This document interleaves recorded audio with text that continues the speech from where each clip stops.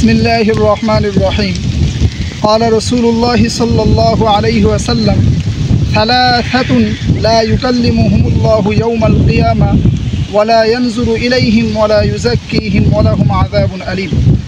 नबी करीम सल्लल्लाहु अलैहि वसल्लम पवित्र ज़ुबान द्वारा इरशाद करेन, तीन श्रेणीर व्यक्ति एमन रयेছে আল্লাহ রব্বুল আলামিন কাল কিয়ামতের দিন যাদের সাথে কথা বলবেন না, যাদের দিকে আল্লাহ তাআলা রহমতের দৃষ্টি দিবেন না এবং আল্লাহ রব্বুল আলামিন তাদেরকে পবিত্রও করবেন না এবং তাদের জন্য থাকবে যন্ত্রণাদায়ক শাস্তি।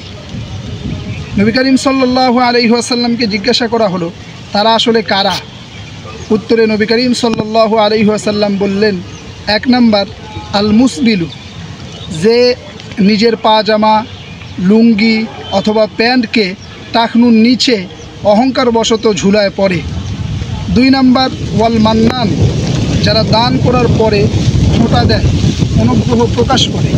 তিন নাম্বার ওয়াল মুনফিকু সিলআতাহু বিল হালিফিল কাযিব, যারা মিথ্যা কসমের মাধ্যমে নিজের ব্যবসার পণ্যকে বিক্রয় করে।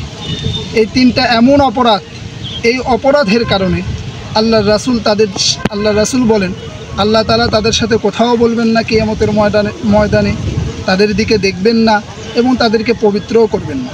আল্লাহ রাব্বুল আলামিন আমাদের সবাইকে এই মহা তিনটি অপরাধ থেকে বেঁচে থাকার তৌফিক দান করুন।